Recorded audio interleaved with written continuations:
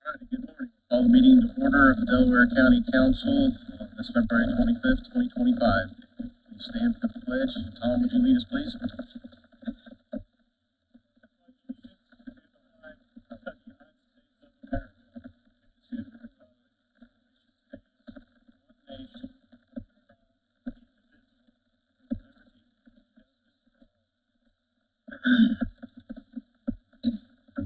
Thank you, Tom. Roll call, please. Mr. Brookout. Present. Mr. Flanagan. Yes. Mr. Vogel. Here. Mr. Hughes. Here. Mr. Whitehead. Present. Mr. Cantz. Here. Mr. Piper. Mr. Freeman. Here. Thank you. All right, was the agenda posted? All righty. Make a motion. In the agenda. Correct. You can move the, hold on, man, let's get a second, then we'll discuss. Matt, all right, go right ahead, Dan. I'd like to move the letter about the legislatures about the adding the judge and magistrate to our courts to the top of the list, and move the sheriff's salary ordinance to, what are we moving that to? The ordinance and resolutions, please. Yes. So move. Anybody have questions about that? All right, thank you. Roll call. Mr. Flanagan. Yes. Mr. Hughes. Yes. Mr. Vogel. Yes. Mr. Buckout. Yes. Mr. Cantz. Yes. Mr. Piper. Mr. Whitehead. Yes. All righty, since we moved it to the top, let's discuss it right off the bat. Emily, if you would take the podium, give us a little history and information on this, please. Sure.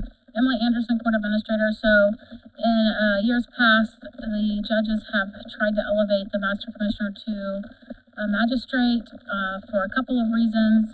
One, it will take some of that pay and benefits off of the court budget, county general budget, and two, for efficiency. So currently the Master Commissioner does all the hearings, but there are certain orders that the judges then have to sign off on and review. Making the person a magistrate means that they don't have to have those orders reviewed, so it would be an efficiency, help with efficiency. The other thing is currently the magistrate is paid, you pay a portion of that pay. I think it's about $43,000, but all the benefits and the rest of the pay comes out of the state budget. We tried to do that, I think it was 4 years ago, I can't tell you for sure, and it died at the summer study committee. They said they weren't going to give any new judicial officers. This year, they did a study and they said at the very top of the list was Hamilton County. They're giving them, I think, 4 new magistrates is what it's looked like. We are not anywhere close to the top of that list. But Mr. Hughes approached and said, are we going to try to elevate? And I said, we haven't discussed it because we're not anywhere at the top of the list. So he asked if we could, if we would support a letter. Of course, we'll support a letter from council to ask that we try to go ahead and get that done. So I think that's where we're at this point. Thank you. I mean, what you have before you in your packet is a letter that Mr. Hughes penned. Emily Anderson has reviewed it, like she said. And I did send that to the judges as well. And Judge Fike is here as supporting this letter as well. Appreciate that. Judge, would you like to say anything?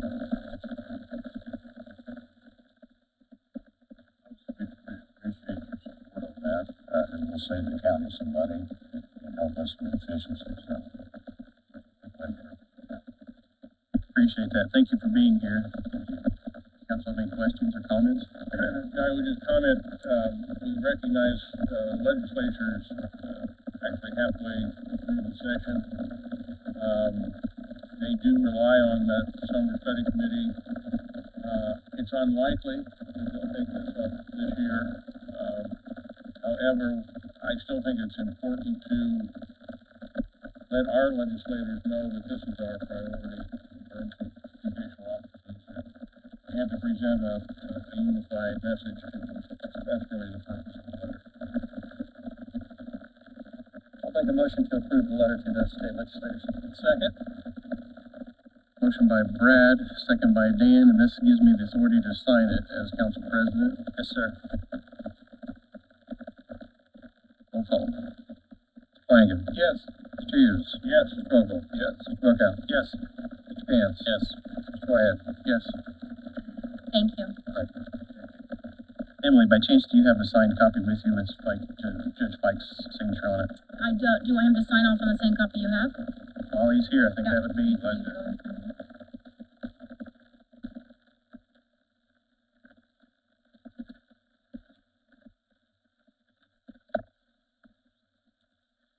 I guess,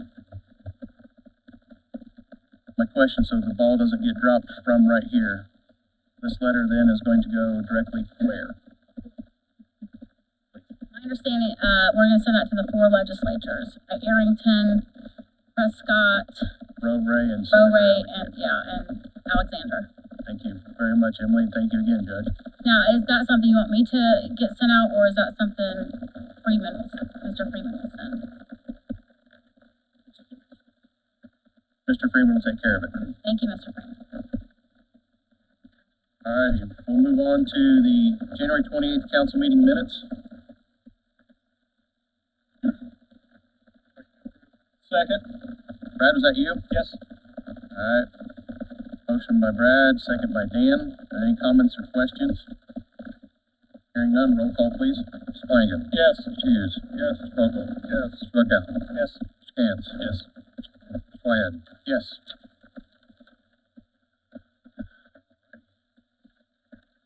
Thank you very much. Moving on to transfer and appropriation. Elizabeth? We're starting out of county general. 1135, Cumulative Bridge, 220, operating supplies, negative 7,500. 537 vehicles, positive 7,500, total transfer 0. Motion by Dan, your second. Second by Matt. Thank you, Matt. Anybody have any questions? It's fairly straightforward. They're moving money to purchase a trailer to be able to haul culverts on. All right, hearing none, roll call, please. Mr. Flanagan. Yes. Mr. Hughes. Yes. Mr. Cantz. Yes. Mr. Vogel. Yes. Mr. Bookout. Yes. Mr. Piper. Mr. Wyatt. Yes.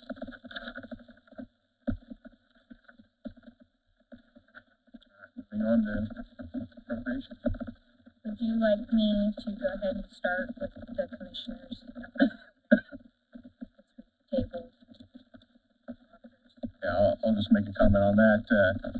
The auditor's request, as well as the FICA and PERF from the commissioners, is all part of the tabled request from last month. And we're going to do some more information gathering, and the auditors requested that stay on the table. I will leave it up to the pleasure of council. If they wanted to discuss it, we could take it off the table, but if not, we'll leave it.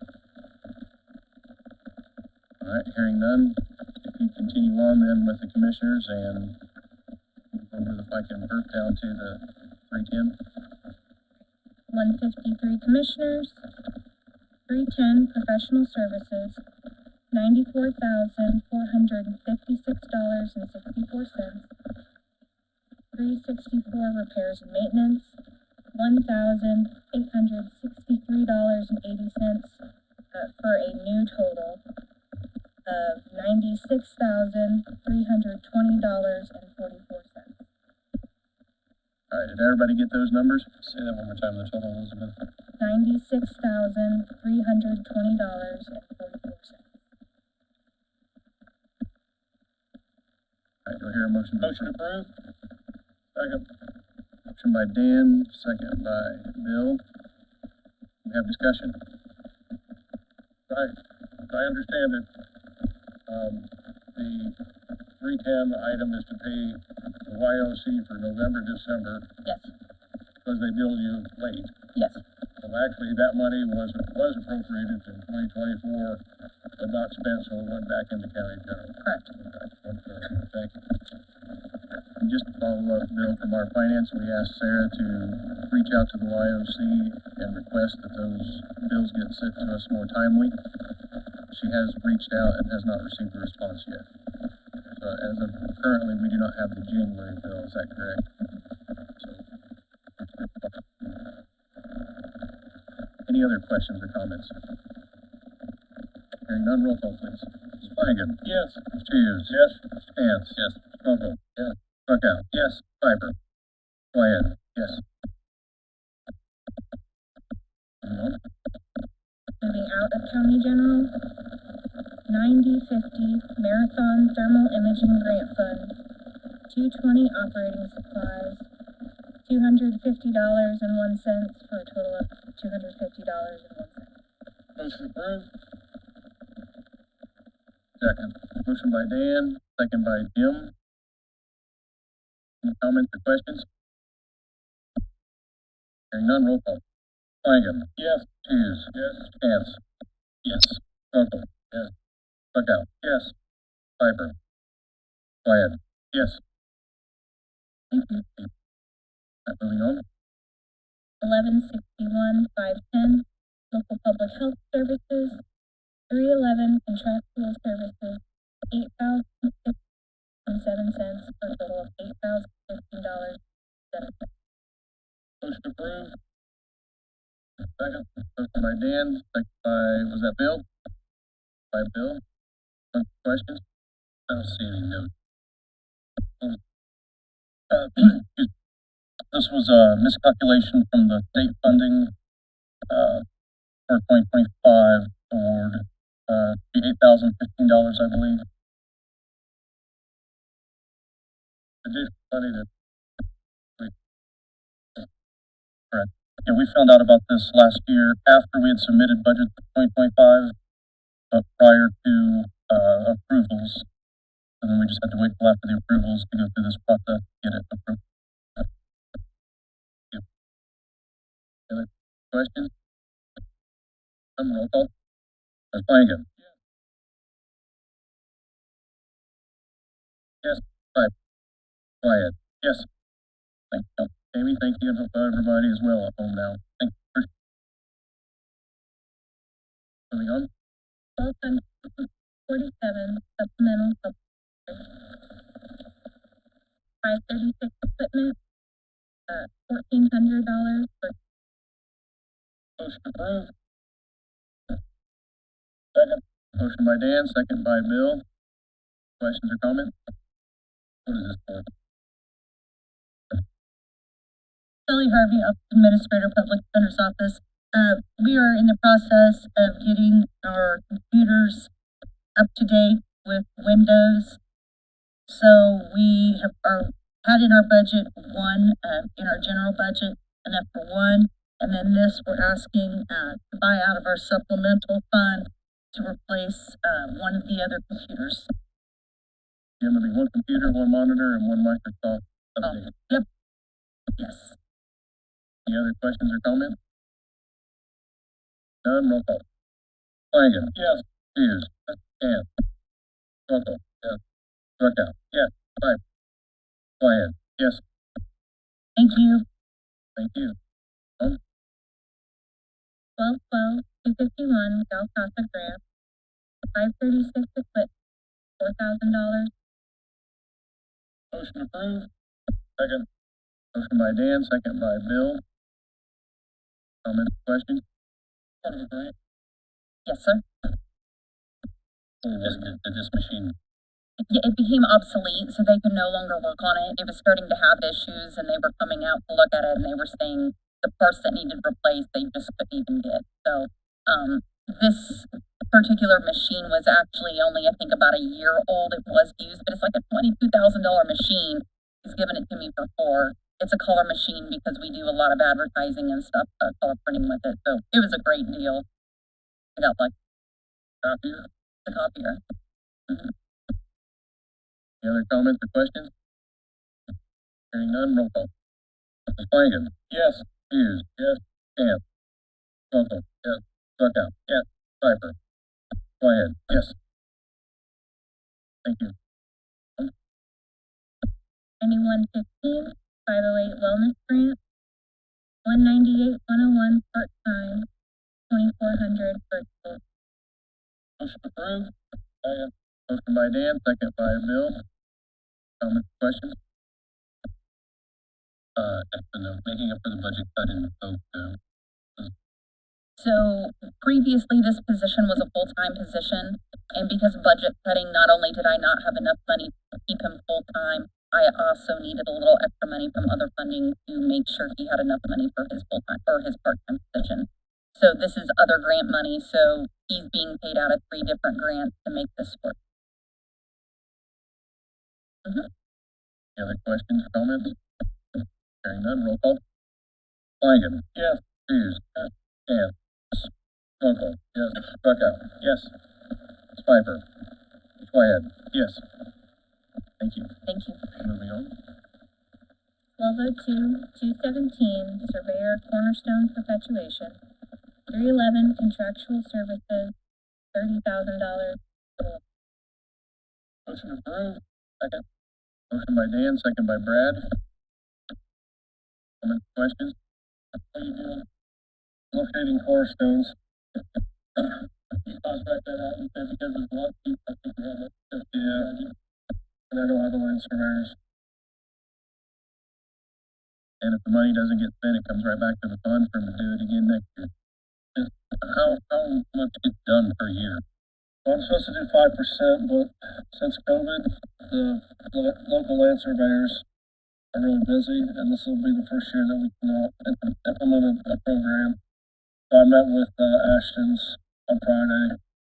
We're going to get a program going to do it every year, but I don't know if anybody else tried to get something surveyed during or right after COVID. It was a complete nightmare. They were booked up for a year, so they're finally caught up to the point where they can get out and get the stuff done.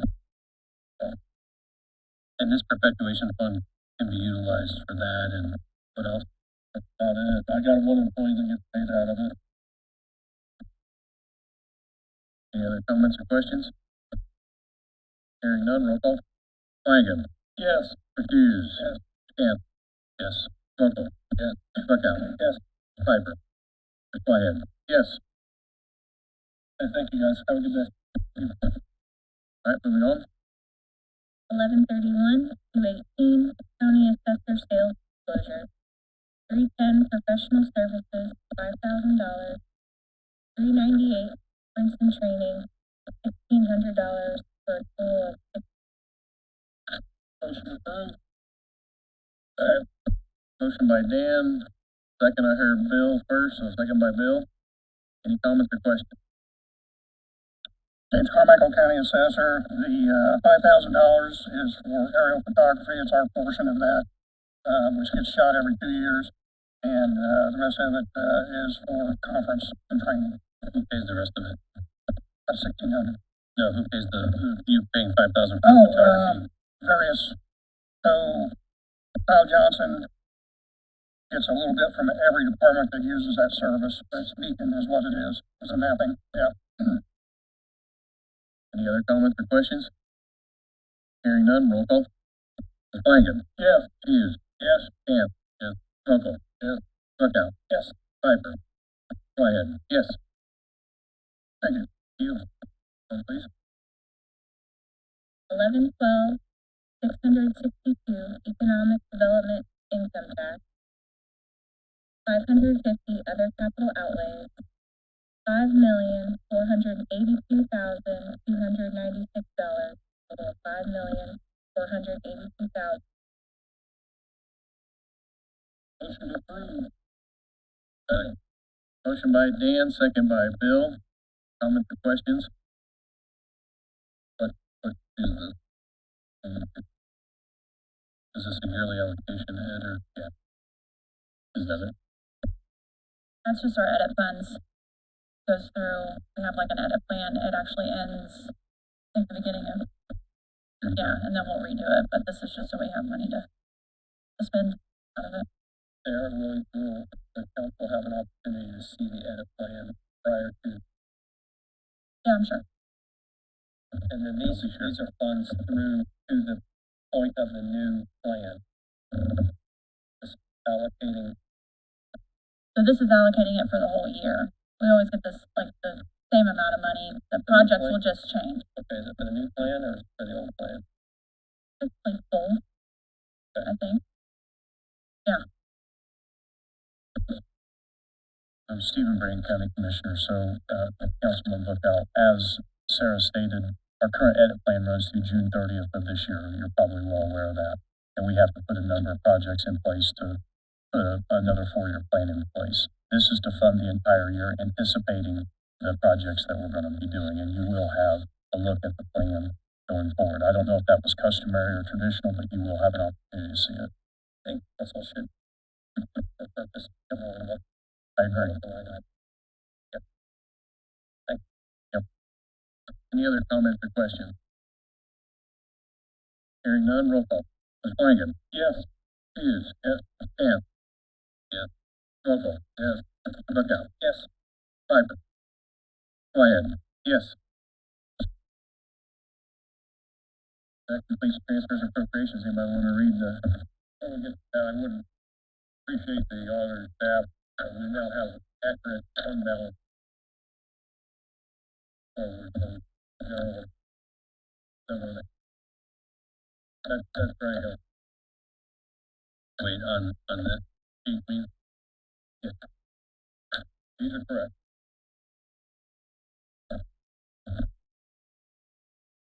With that, I'll move to approve financial transfers and to amend salary ordinance like that. I'll second. Motion by Bill, second by Dan. Roll call. Ms. Flanagan. Yes. Hughes. Yes. Vogel. Yes. Bookout. Yes. Camp. Yes. Piper. Wyatt. Yes.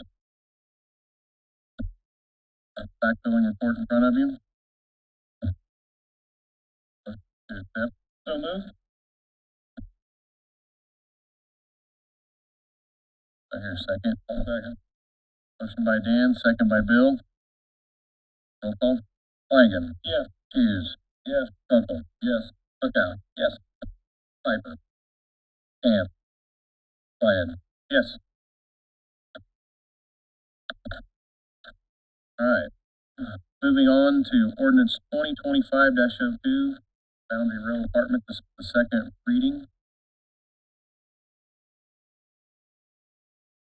Good morning, Council. I hope you're doing well. My name is Marissa Knatzer with TWG Development. I believe it was Ryan Kelly that was here last time for the first reading, so I'm happy to answer any questions that may have been left over from that meeting, or if there's been anything new come up. Happy to provide any information. Mr. President, for the record, I think we're going to read the title. Ordinance approving a pilot agreement with TWG Cowan LP and Connect Development Structure for an affordable multi-family housing apartment complex, Delaware County, Indiana, the Foundry Road. Could you remind us again where these are located and Yeah, absolutely. So Foundry Row will be located at 4500 South Cowan Road. Out on South Cowan by the USPS office that's out there. It'll be right next to that. It'll have a total of 120 units, a mix of 1, 2, and 3 bedroom apartments.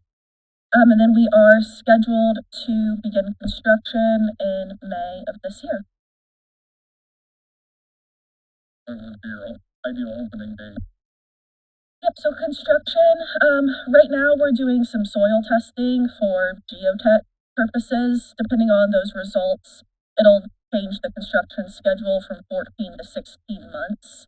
So depending on that, it'll put the opening in fall of 2026.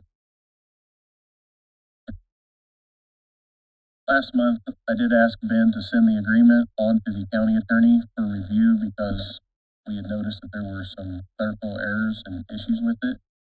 As of this moment, we've not heard back from the county attorney regarding those issues. I don't think any of them are enough to change the agreement whatsoever. They're just simple dates that need to be updated. So we'd be approving the ordinance. Did you hear back from approval? Yeah. The ordinance incorporates the pilot agreement, which has not been executed yet. The pilot agreement is a contract between the county and the entity that would be paying the payment for the taxes. If you look at section 2 of the ordinance, it contemplates that there may be additional amendments, deletions and changes, as deemed necessary by the council president. So you have one of two options. You can either make amendments today, you can table it today, or you can approve it with the understanding that, some of the I would say, non-primary language, just small changes or updates need to be made would be made subsequent to your approval of the ordinance. And the commissioners have to execute the actual. You vote, we vote. Okay. There was a question Brad brought up around the fifth district. It is in the fifth district. There's a question on where the payment, the $30,000, I think it is, payment would actually be allocated, which we don't really have that at this point. I think it was, Brad, your recommendation that the payment actually go into the fifth district, potentially for utilization against, there's supposed to be a roundabout project potentially going, uncounted. Yeah, it would be nice if it would be used for a few cents. In the fifth district, be used for improvement in that general. Pursuant to statute, any payments that are made in lieu of taxes are treated in the same or similar manner as a regular tax. So if it's in a fifth district, any revenues that would be above whatever that baseline is would be going into the TIF funds anyway. Was there an analysis that was done so that we know what the actual tax revenue was on the project if there was not a pilot agreement? On the project? Yeah. Was there analysis? Remember, was there an analysis estimate? You're talking, Brad, if I may. Yeah. You're talking about what they would have paid in taxes if there was no pilot there. Right. I asked Marissa to send that to all of us, and that was included in an email that was sent to all of us. Here is the breakdown of what they missed that. I'm sorry. What they would pay, and what they'll pay in pilot. Based off of our agreement we had in June, they needed 10% of the project, which project's $26 million roughly. So they needed a $2.6 million rough match from the county. The pilot agreement will save them about $2,685,000 roughly. So that gets them to their match they were needed. Yeah, and to be clear, unlike the one with the most recent one with the city actually fronted money, cash. We are not doing that. We did the pilot agreement, but we don't have to put up any match. Good job. Trying to save you all as much money as possible. Any other questions or comments? Hearing none, roll call. Ms. Flanagan. Yes. Hughes. Yes. Mokel. Yes. Bookout. Yes. Camp. Yes. Piper. Wyatt. Yes. Thank you all. Thank you for being here. All right, since I'm going to stick with ordinances, we're going to move with the ordinance that is in your packet regarding the salary. Request was made, and this would be a first reading. Press probably towards the back of the salary ordinance. It's labeled ordinance 2024-02. What we're asking for is the first reading be entered. The sheriff has brought to our attention last month that it would be page 5. At the very top of it, where it starts off with pay rate of $15 per hour shall remain at this rate until they've completed the sheriff required initial training. And it is talking about part-time correctional officers. Sheriff asked that goes from $15 to $17. Do we mean upon completion of the training shall be increased to 17 from 15 or from 15 to 17 to start? Well, that's why Nancy's here to answer that question. Once they would complete their training packet, it would go to 17. Okay, so last line. The pay rate for the part-time correctional officer shall be increased to $16 per hour upon completion of the initial training program and with the recommendation. Okay. Sounds like that's correct. What is that?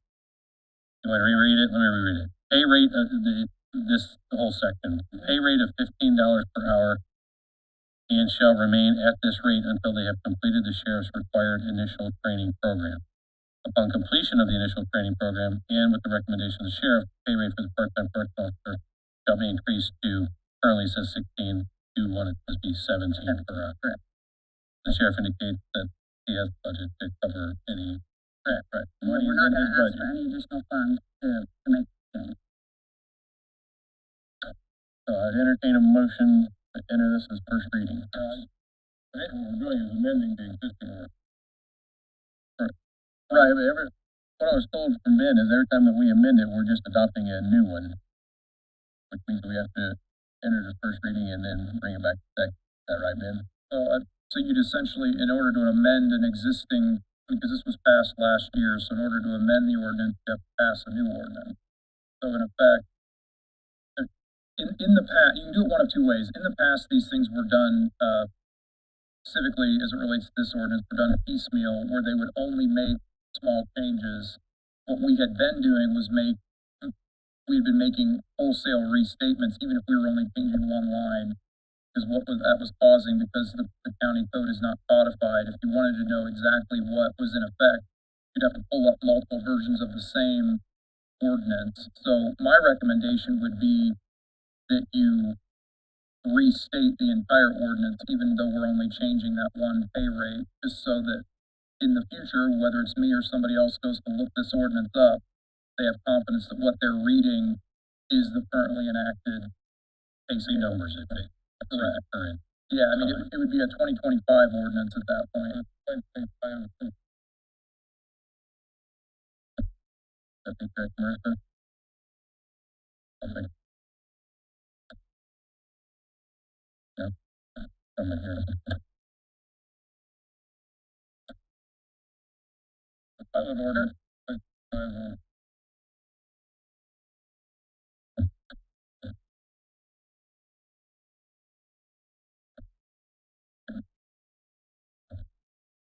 I'll be ready. There a number to put on it.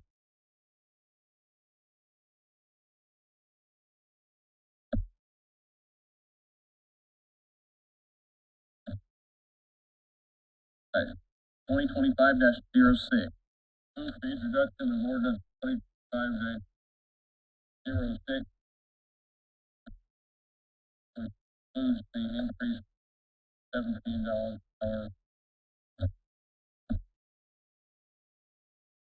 Second. All right, we have a motion and a second in our first reading. Any other comments, questions? Hearing none, roll call. Flanagan. Yes. Hughes. Yes. Buckle. Yes. Buckout. Yes. Ham. Yes. Pfeiffer. Wyatt. Yes. Thank you, Nancy. We'll see you all next month. All right. Moving on to resolution 2025-03. Strategy and Development Committee. This is something that the auditor requested of us last month. We approved.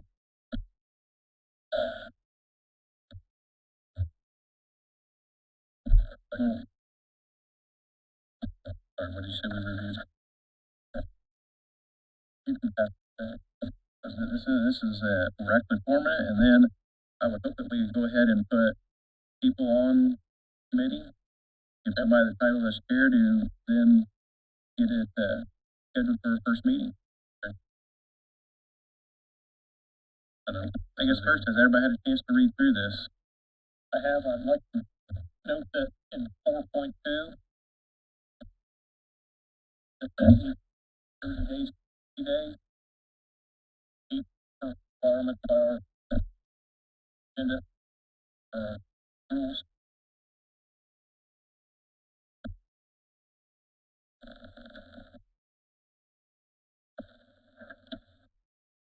Any other suggestions? Comments? I would agree with that. Is that a motion to approve with amendment? Yes. Second. Motion by Dan and second by Matt.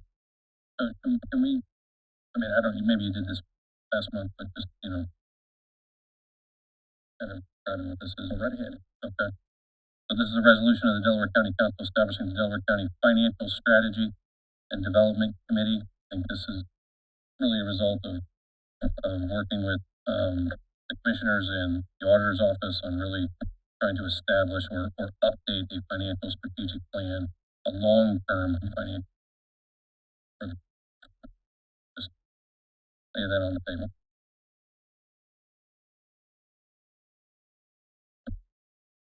Any other comments or questions? Alright, do roll call. Ms. Flanagan. Yes. Ms. Hughes. Yes. Mokel. Yes. Bookout. Yes. Camp. Yes. Piper. Wyatt. Yes. All right, before we move on, read off who are going to be part of this committee. All members of the Finance Committee, the Delaware County Auditor, the Delaware County Treasurer, one member of the Board of Commissioners to be selected by the Commissioners. I'll reach out to the Commissioners and let them select who they'd like to have. I'm going to ask the Treasurer to chair this, bring the first meeting together, and contact everyone as soon as the Commissioners have their selected appointee. Just get that in here. Stephen Brand, County Commissioner. The Commissioners have nominated me to join that committee. Alrighty. That is Stephen Brand is going to be part of that committee. So now that everybody's there, I'll ask the Treasurer to coordinate a meeting. Thank you, Stephen. Thank you all. All right, we'll move on to Resolution 2025-04.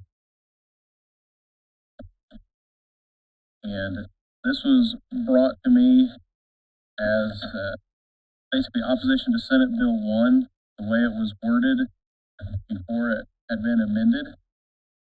So I took the task and had a phone call with Ben. So we took out the numbers that were associated with it originally and tried to leave the intent of the message being sent intact.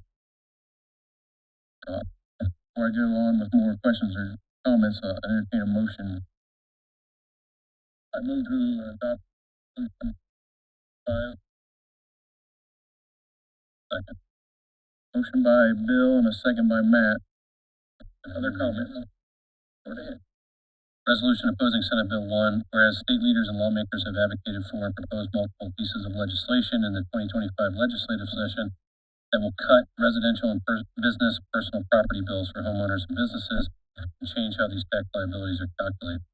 Whereas homeowners deserve affordable tax bills and adequate public services in exchange, whereas the proposals garnering the most attention would have significant and negative impact on municipal taxing units, and whereas a local income tax adoption option could be a helpful tool for some units, however, it's not at all adequate to replace the magnitude of what is being eliminated, making it a necessity rather than an option. Whereas with an essentially mandated income tax increase being the only alternative proposed by lawmakers, the homeowners who these tax measures endeavor to assist will be among the same individuals paying the income tax, making businesses the only recipients of the tax cut. And whereas those individuals who do not own their own home would see a tax increase, whereas if the proposed measures are adopted across Delaware County Council, will be forced to make significant cuts across all county services. And whereas with the stress the measures being considered will put on Delaware County Department budget, bonding or saving money for new development will be nearly impossible, sending Indiana several steps back in our efforts to attract and retain a talented workforce. And whereas these unprecedented cuts in government services are being proposed when, despite the success of community crossings, municipalities and counties are imploring legislators to at least preserve the status quo in terms of road funding so as to not compound the well-documented high percentage of Hoosier roads that continue to be in less than satisfactory condition. Whereas as of this date, the statewide local impact of the primary tax-related bills will cause widespread negative effect, increased tax burdens on individuals, while before offering even more relief to businesses in an already business tax-friendly state. Whereas the impact of these significant real property and business property tax cuts will result in Delaware County losing significant tax revenues across its taxing units. And whereas the impact of Senate Bill 1 would eliminate funding on top of Delaware County's annual loss to local government units associated with constitutional property tax. Therefore, it be resolved that the Delaware County Council opposes any tax policy that affects local units of government that does not come with a corresponding replacement revenue stream implemented by the state of Indiana and does no harm to the Delaware County Council's ability to carry out the expectations of its citizens and all Hoosiers now into the future. I think it was important just to state that out loud because, I think the sentiment is that, reduction of private taxes, regardless of your belief about whether you believe property taxes are valid or high or whatever the case may be, ultimately there's going to be an impact to local county government on anything that comes out of the legislature this year, meaning that we will see some level of leveling, no increase in tax revenue, potentially no increase in tax revenue, potentially a loss in tax revenue. All of that is unknown. The bill is in the House now, has been flipped over to the House. Our understanding, some of the feedback I've received is that, the House will add back some of those cuts, and so that the Senate did not deal with, and so we're most likely going to see a hit to county tax revenue. To comment, this Senate Bill 1 started out as the governor's proposal, which was an absolute cut in property taxes and would have cut our revenue significantly. As it was originally introduced, my best guess was that we would need to reduce 60 to 75 counties because of the lost revenue. The Senate had amended it to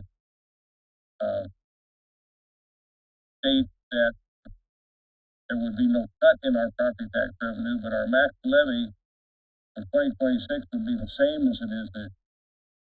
2027 it would be a 1% increase, 2028 would be a 2% increase. Our local legislators said, well, see, we're not cutting it. Well, yes, they are because of inflation. Inflation is running about 3% at the moment, and that seems to be a reasonable guess for the next couple of years. We're going to have to cut employees anyway because our revenue is not keeping up with inflation. So again, my best guess was that would require us to reduce between 30 and 40. What's more disturbing to me is, first of all, the governor says that local government needs to be more efficient. And he says we're going to have to prove that we are being more efficient. To me, our budget is our proof. We go over line by line every year, and there's not, the current phrase is waste, fraud, and abuse in our county budget. The other concerning attitude is just a misunderstanding of one local state senator, a neighboring county, said that property taxes have gotten out of control because of what local governments have done. We don't control property taxes. We haven't for the last 50 years. They're strictly controlled by the state. They set the assessment rules. They set our maximum levy. We can appeal it, but never have. We live within it. And for them to think that we're the problem is more than irritating. It's maddening. And my last comment would be that the governor got a 65% pay increase.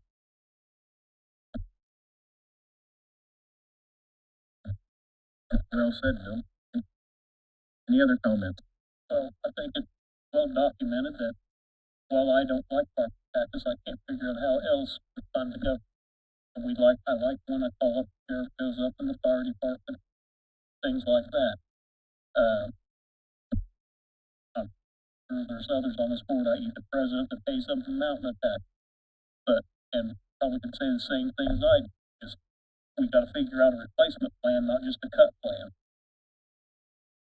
Michael Hick had an interesting article in the paper yesterday, I believe. I don't know whether anybody saw it or not. His assessment was that Delaware County, the state of Indiana, has already probably one of the lowest property in the nation, and could not understand how the legislature could justify taking that revenue and decreasing it when it's already at a very, very, very low level nationwide. Yeah, for some of us who have lived in other states and other counties, we are afforded very low tax rates in the state of Indiana, which I enjoy, believe me. But you're right, that is exactly the case. And Again, I think this comes down to a belief whether property tax is theft or however people describe it. That may be the case. We've had multiple conversations with Representative J.D. Prescott on his plan that he put forth in the House about how to replace the revenue. I think the biggest grief here is the fact that there's not a revenue replacement strategy on the Senate Bill 1. That's my I might also add that there's a fair amount of our budget that's mandated by the state, but they don't give us any money to. always seems like those mandated costs generally rise. Any other comment? All right, hearing none, roll call, please. Flanagan. Yes. Hughes. Yes. Vogel. Yes. Bookout. Yes. Camp. Yes. Piper. Wyatt. Yes. What's the council's pleasure for delivery of this? I'm assuming you want this resolution back to our local legislators as well. Would you like me to include that with the magistrate? That'd be fine. I'd also like to make sure that this gets sent to Rick Green with the Association of Indiana. County council is just county. Yes. AIC. These are legislators. Rick Green. We don't have his. Ryan Hall. Have Ryan Hoffman do that. He's the council for Ryan. He's big.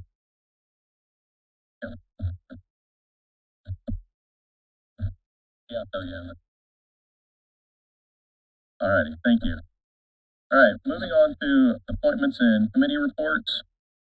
I received a letter that I emailed to you all on February 3rd. I received it February 3rd. I think I sent it, emailed it a few days later, but it's from the Yorktown Public Library. The email was sent erroneously to the clerk, and the clerk forwarded it to me. I didn't receive it until after our January meeting. But we have an appointment on that board that the term ends at the end of March. Per our rules, we have to wait 60 days, so we couldn't put somebody in this seat until the April meeting. So I'm bringing it up to make it public that the council has an appointment there. But regarding the letter from Liz Roselle, the director, she is requesting that we reappoint Carolyn Klein again. I want to make sure that I made note of it, that we did receive a letter. Anybody else that is interested to fill that seat, please who do we have that directed to? The auditor's office?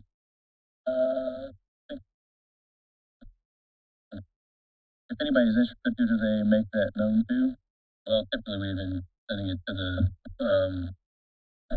county council distribution email address and then auditor. Well, either way, that will then get back to council. Yeah, so that's county council dist@co.delaware.in.us. All right, the Civic Center Authority. At our last meeting, Councilman Bookout asked to have a couple of our appointments come and talk. At the first request, I was going to have 2 council members do it, so that way anybody else we requested come up here had sort of an idea of what we're after. With council member Piper being absent, he was going to be the person that's going to have that talk about the CCA. Also on the CCA, while I have it on our topic here, the mayor has reached out. That is it's a 9-member board. Currently, council appoints 2 members. It's a balanced board. We appoint 2 members and they're both Republicans. The commissioners appoint 3 members and they're currently 3 Republicans. The mayor has 4 and they're currently 4 Democrats. Our appointees we appointed are through July. I have talked with Ben about it. I'm going to talk to the county attorney just to try and figure out why, if it's a balanced board, it's not balanced appointees. I've talked to the mayor and he's willing to work with us as well. Just to let you know that more information is to come regarding that. Let's see, we'll move on to county council rules. I do believe that this was sent out with some updates from Mr. Hughes, and thank you for that. To reach our 30 days, we can't pass them today, we have to wait for our next meeting, because it's not been 30 days since we've seen the update. A couple of them were clerical, one was simply switching a of to an or. And then I had requested that sending out the agenda and receiving resolutions change from Friday at 9 a.m. to Thursday at noon, in an attempt to give the auditor's office as well as council more time to review everything that's going to come before us at our Tuesday meeting. What second was that? Let's see. You should have received an email from Bill that had each one of them. 3.02, 6.02 would change. So the only language that changes is where it says no later than Friday at 9 a.m. would then change to no later than Thursday at noon of the week preceding the regular meeting.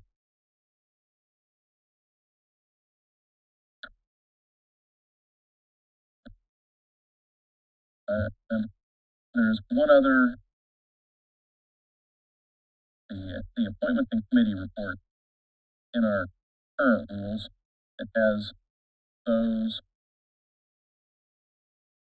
below. It has them in slot 8, and the proposal would to move it to slot 9, to move it behind consideration ordinance. Correct. Thank you, Ben.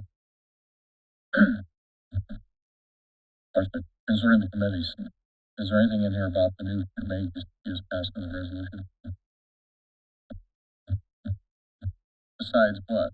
The new As far as in our rules? Right. What are you proposing, Ed? Well, you mentioned different committees listed, 4.01 through 4.05.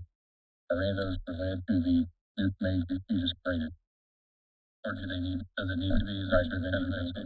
What the committee rules in section 4 dictate are basically the appointment schedule, and it sets minimum standard for receiving names, consideration of appointees before making those appointments.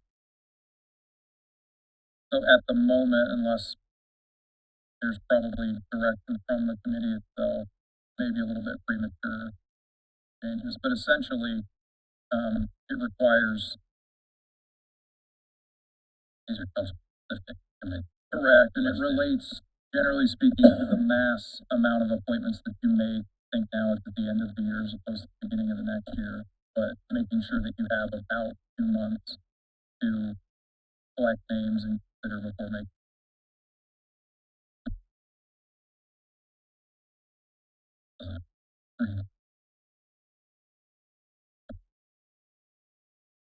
I mean, also, Ed, until that committee meets, we don't know how often it's going to need to meet or what kind of rules it'll have. I'm hoping at the organizational meeting that Treasurer Polk put together, that committee can come up with an idea of how often they need to meet.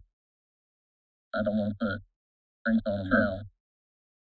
So, I mean, the rules we can always amend as needed if that committee comes back to us and says we need some more guidelines. I mean, this is also just basically an introduction. We're going to listen to proposed amendments, and then at our next meeting, be able to finalize. So, if you have more suggestions, tell us now or before our next meeting, please let us know. Yeah. I would like, I'm struggling because I was gone, but, I would love to, like, in our next meeting, like, we need a red line version or something.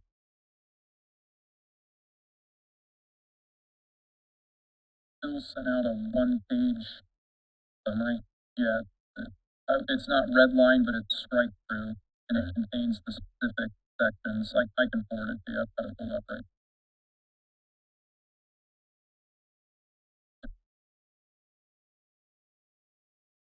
Like I said, that was just to introduce it. So unless you have any other comments or questions, we'll move on. The tax abatement committee is on here because that's the question that's supposed to be out again. We're going to have somebody from the tax abatement committee just give us an update. Mr. Hughes has volunteered to do that work.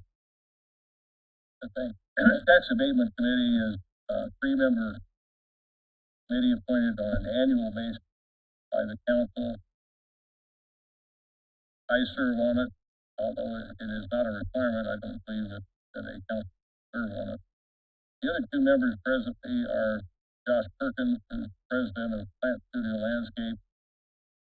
Josh is a landscape architecture, big grad.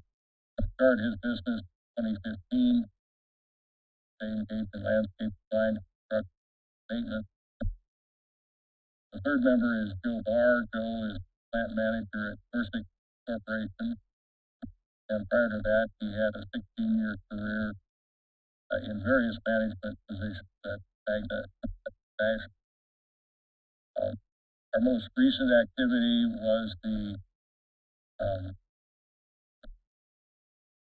tax abatement that we approved for Midwest Metal Painting.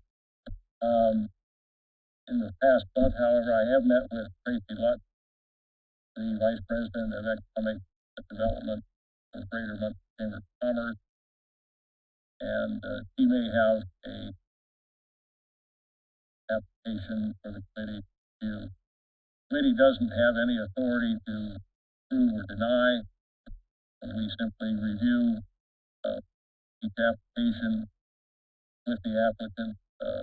Joe and Josh are both very good at asking work questions. Then we report to council, make the final decision, and debate. We did adopt guidelines, June, I believe it was, that first time really clarifies what our priorities are in terms of granting, particularly emphasizing creation of jobs and encouraging local businesses to expand their footprint in Delaware.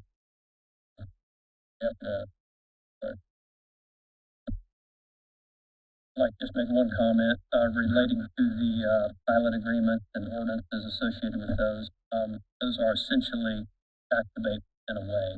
There is a portion of those taxes that are updated. I would recommend that this board recommend that any pilot agreement go before the tax abatement committee or their, just like the abatement would.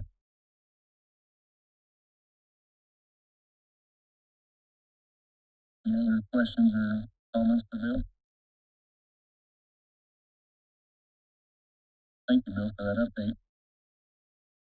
All right, next on our list is the Job Classification and Compensation Committee. We've talked about this since last fall, and we have not made any progress on actually getting it together. So, from what I understand, we have 3 council members, commissioner, a member from our HR department or the HR director, a member from the private sector who's involved with HR. Is someone? Auditor on there? As a non-voting member, yeah. Consists of 3 council members, correct? Correct. County auditor and HR shall have non-voting positions. That's the way it was originally written. I show it as shall consist of 3 council members as appointed by the council, the county auditor, county human resources director, a county commissioner is appointed by the commissioners, and a member of the public with human resources experience as appointed by the council shall serve as an ex officio non-voting. Can you send that? Please, yes. So, very similar to the last committee, I'd like to get 3 volunteers to serve on this, so we can get a chair to it and get this committee rolling, meeting. This committee is important. If there's any updates to job descriptions, this committee needs to be ready to receive those and review them. So yeah, so and just to clarify that, so the two occasions when a job description should be reviewed, when a position becomes vacant And should there be any changes to the position or alternately eliminating a position, and then when there's a significant shifting of duties among those positions, or if there's a new position required, that is the role of committee to do. And then there's steps associated with that. I volunteer to be on this committee. I think we previously talked about that. I mean, you volunteered to chair it too. Sure. Great, thank you. Anybody else like to volunteer? I think the commissioners have already appointed Commissioner Brand for that, correct? Stephen Brand, County Commissioner. The commissioners voted for me to join this committee. Okay, thank you. Take care of that. Bill, I know you were talking about offering to be on another committee. Yeah, you're ducking, I see that. Would you be willing to serve? I would. Thank you.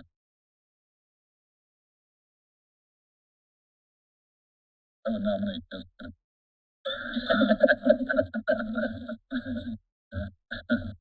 In reality,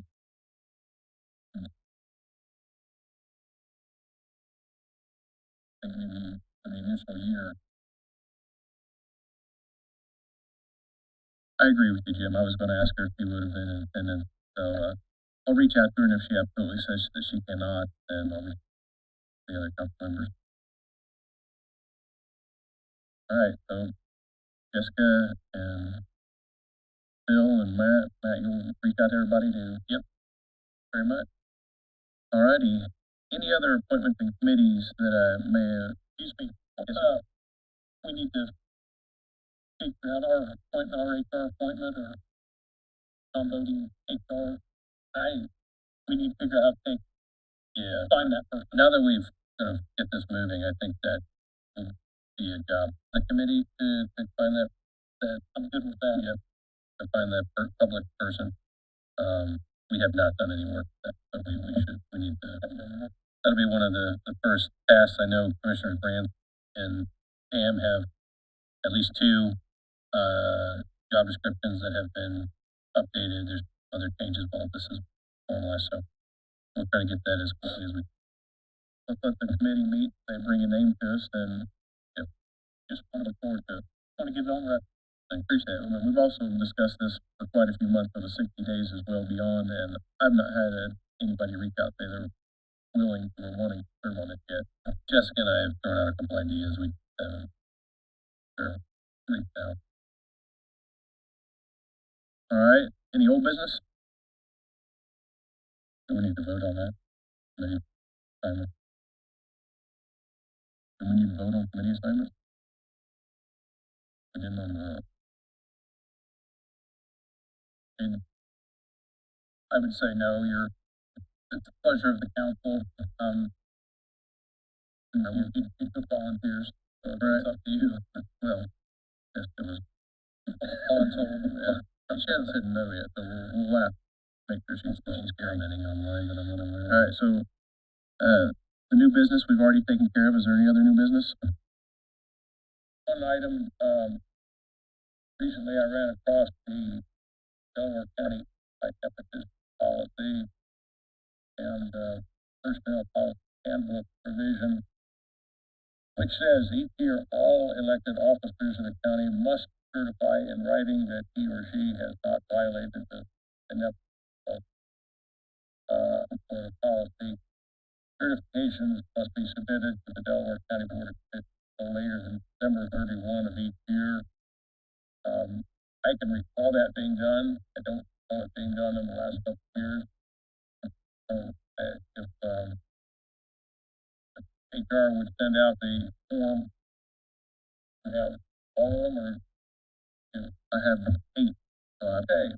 All right. Well, that's the purpose of those. Get those on file, and then we'll get them on time. Ben is making sure that I have the most up-to-date version before I hand them out.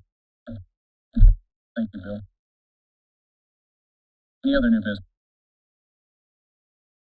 I do have the most updated version, so if everybody would take one before they leave.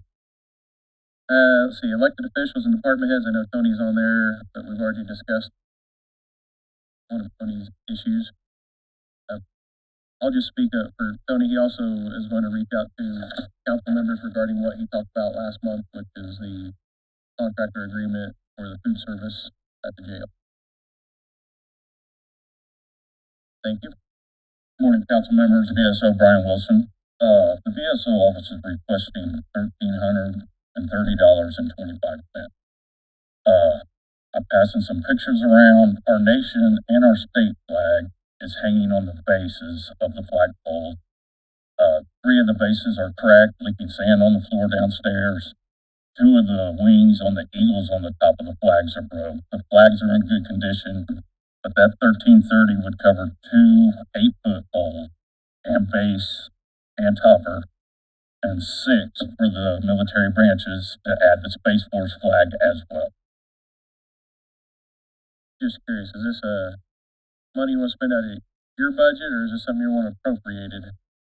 I'll be honest with you, I don't think I have a budget besides my salaries and the hourly I pay. So I know we get a grant for memorial flags for Memorial Day. But other than that, we have a donation account that we assist veterans with.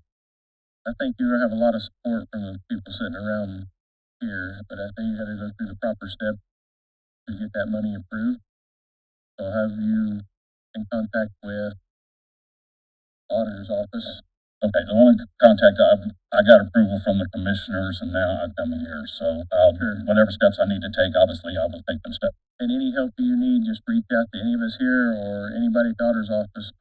You've got my support on this for sure. Thank you. Just to be clear, they can't give you the money today because the request has to be advertised. Yeah. I was thinking, month, whatever, but I just wanted to bring it to you guys' attention. Let's talk about our office. Thanks, Ed. Thank You guys have a great day. Thank you. Any other department heads or elected officials? Emily Anderson, court administrator. Since you were talking about taxes, I'm gonna ask about, have you got anywhere on lit? Alright, you said you're gonna look at the entire lit amount, and I'm gonna be the squeaky wheel. Sure. Well, the update is, there was a discussion amongst, city council, the mayor, myself, I remember it was at that last meeting, Commissioner Brand, Commissioner Henry, to discuss that there was, an agreement to have Baker Tilly do a lit analysis of potential impacts on lit increases and what that would look like for everybody. That was approved about a month ago. I actually did see Matt Eckerly yesterday, and I mentioned to Commissioner Brand that has not been executed yet, even though there was agreement. So I think he's going to follow up on, or help me follow up with John Brook to make sure that they get going on that. But they're aware that that scope of work is coming. So that's the next step. Once that happens, then I'm sure there'll be a reconvening and further discussion about what that looked like. I don't think there'll be any movement until the legislature, I don't think there'll be any decisions or any conversation about what go forward path recommendations may be there until, particularly with this Senate Bill 1, until there's some sort of resolution with that in April. So just looking forward for budget. Do you want me to just submit a budget without that even being part of it? Regardless, I would, I mean, I don't want to speak for everybody, but for me personally, I would recommend appropriations be halted. You work within the budget you have. If towards the end of the year we have things to look at, then we should do so. But in terms of the July date, we're not going to know anything by then. I don't think so yet. Okay. Well, But I mean, we may know if we're going to be in a world of hurt, but we don't. But it is something you're still looking at. We are. Just so I can tell the judge. Yep. Okay. Thank you. Yeah,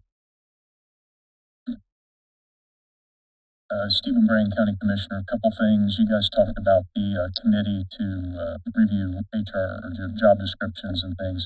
So we've had a couple of folks turn over in the county, 2 department heads. Stephen Foster, the building superintendent, resigned, and I amended the job description. in absence of having a committee formed, along with Pam. And we have interviewed and we are making an offer today.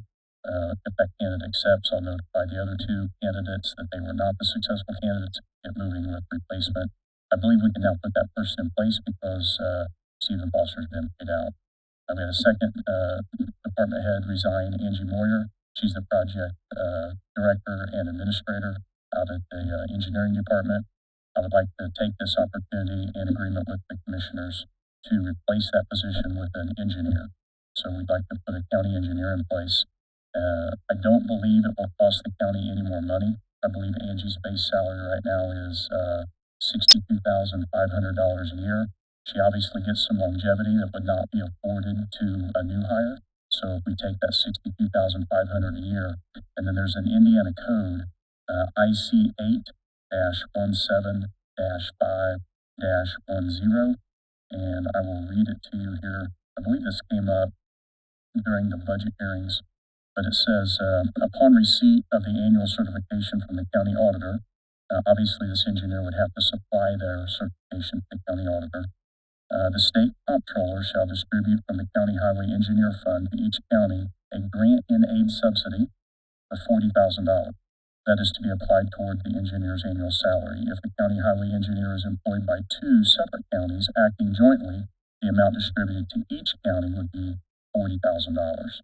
So it looks to me, the way I read this, that the state would offer a grant and aid subsidy of $40,000 if you have a degreed engineer working in the county. So if we were to take the $62,500 from Angie's base salary, add the grant in aid, I believe that would bring us within the range necessary to attract the proper talent to the county so that we have an engineer. The average county engineer salary in the state of Indiana is currently $89,000, right at $90,000. Obviously, some are higher, some are lower, but I believe based on the size of our county that I compared to in looking through the matrix, that would be in line. And then this person would have a county vehicle as well. So I don't know what I have to do to get agreement from you guys to move this from a project director / administrator to a county engineer, but I don't believe it's going to cost the county any more money. In fact, it may cost the county a little less money, at least up front, due to the longevity offset. So I think probably first order of business for the job committee, description committee, would be to review that and just give a blessing on a new position. However, then from the council standpoint, we'd have to make correct, and we'd have to budget the additional money before the grant would be here, correct? Make the transfer and then grant, then it would be appropriate. Right. Who handles the fine? Is that reimbursement then? So we pay the $40,000 and then? Yeah, a good question. I've been, hopefully I can get some assistance from Ben, and I will ask for Struble. I've been trying to understand this code. One says subsidy and one says grant and aid subsidy. One says reimbursement, one says subsidy. So need some clarification. So I don't know if we'd have to pay it and get reimbursed later. I'll work with the office. We'll find out. Okay, thank you. My assumption would be it would be a reimbursement, because I think that's how the state typically works. But the code does mention there's a certification process that would be done by the county auditor that would trigger the award, the payment of the $40,000 up to $40,000. Could also be the case that because Angie's not a certified engineer, he has had to employ engineers to certify certain programs, put their stamp of approval on certain projects. With an in-house engineer, we would send that. Yeah, Councilman Hughes, you make a really good point. I can't quantify what that dollar amount would be. I'm not going to say that all the current engineering firms would go away, but this engineer could do a portion of their work, and there would be some sort of an offsetting cost benefit to that. I think Brad asked the same thing earlier. All right, about that. Yeah, there's a lot of engineering companies and a lot of projects have specialty skill in different things. Well, we have a little bit of time. Angie's been here a while, so it's going to take some time once she's paid out to, catch up with that payout when we can replace her. I would like to get going on it. So we have a job description. Can you send that out Yep. and then I'll send, formalize the committee, and if we can meet, then we'll do that. yep, I'll send you the job description and we'll get that out. I'd like to publicly thank Angie Boyer and Steve Falk for their years of service. Had the opportunity with Angie for probably on and off 30 years in her capacity. She was always honest, she was polite, she did a good job. I don't think anybody in this room would disagree with me in saying that. So I give her kudos for that. Imagine the rest of the years my sentiment on that as well. Additionally, there's going to be an email coming out. We met with the commissioners and HR met with Apex Benefits. They handle our healthcare benefits, and during that time, they were talking to us about some increases, which I think we mostly staved off. But we asked them for ideas on how to lower our benefits costs rather than shifting the cost from the county to the employees. Currently, the premium that comes out of an employee's paycheck is only 10% of the premium that the county pays to Apex Benefits. The county picks up the additional 90%. So rather than raising that or trying to shift costs, we asked them for some ideas on how to reduce our healthcare costs. One thing that came up during those conversations was a dependent audit. So you'll be seeing an email coming out to the employees of the county asking for proof that your dependents are eligible to be on your benefits. There's speculation that there may be some folks on the benefits package that don't belong on there if they can't be justified through birth certificates, divorce decrees, marriage licenses, or some other type of a court order. But I just wanted to explain publicly what that was about before it hits people's inboxes. Is it the policy of the county that spouses who are eligible for insurance through their own employer must take that? That's a great question, Pam.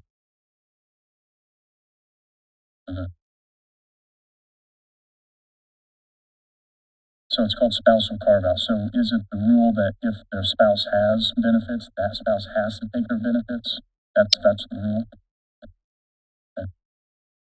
If employees or department heads or elected officials have questions, who do you want those questions directed to? Pam McCammon or myself.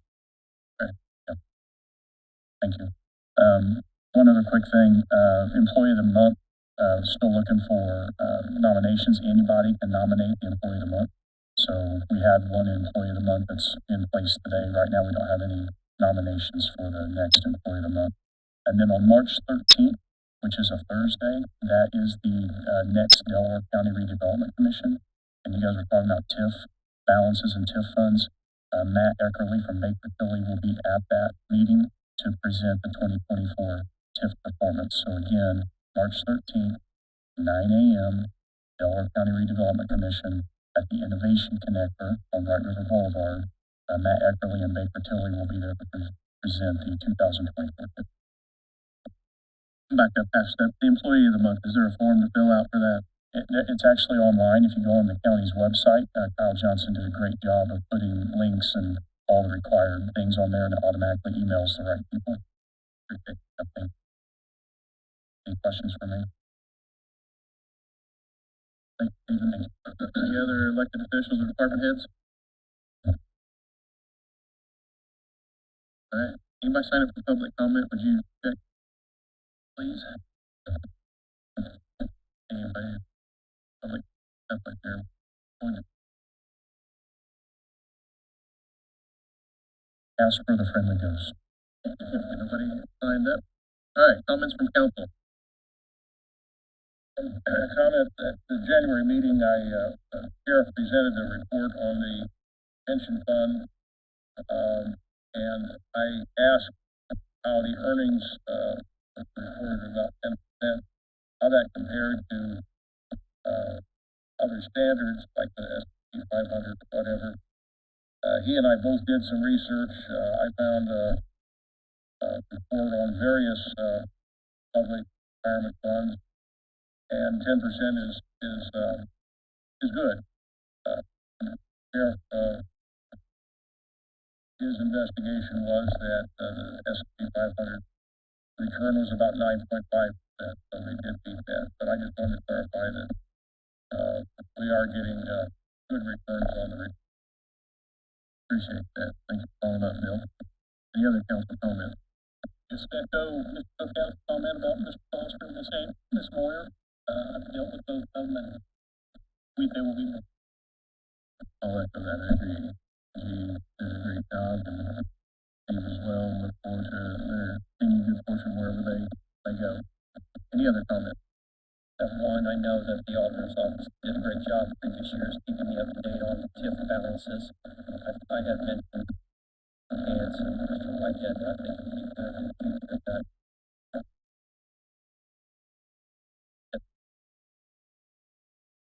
where I should have that here. Quarterly, just email.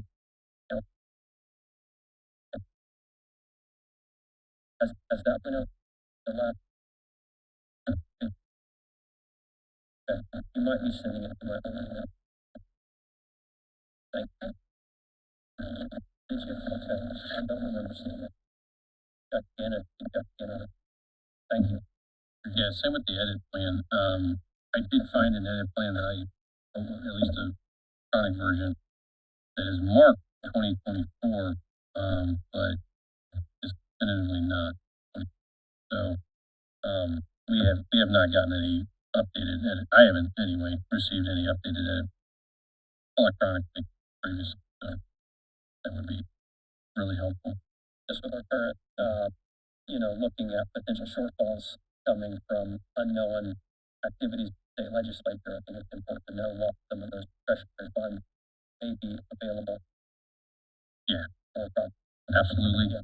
And the list, I think, I don't know if Marissa or Elizabeth, one of you guys sending out relative to our cash positions for all of our funds. Again, we didn't really get during budget a chance to go through in much detail. I asked a lot of questions periodically on some of it, but to Brad's point, we're going to need every dollar we can find. So bear in mind as you have your funds in different departments, there's a way to utilize those more or effectively or move money around a little bit or whatever the case may be. I know there's limitations, but it would be wise to consider a review. I even mentioned about getting a glossary of what all those funds were. I know that doesn't exist. It would be a major task to try to ascertain, but that helpful down in the future as we're trying to improve our overall analysis as part of this financial strategy, how to looking at it. Alrighty, thank you. Just a reminder, next month, the Finance Committee meeting is March 13th. Be the same time as the Redevelopment Commission. And then our monthly meeting is on the 18th. No further business. Motion to adjourn. So moved. Second. Motion by Dan, second by Matt. Roll call. Flanagan. Yes. Hughes. Yes. Roll call. Yes. Cookhouse. Yes. Dan. Yes. Piper. Wyatt. Yes.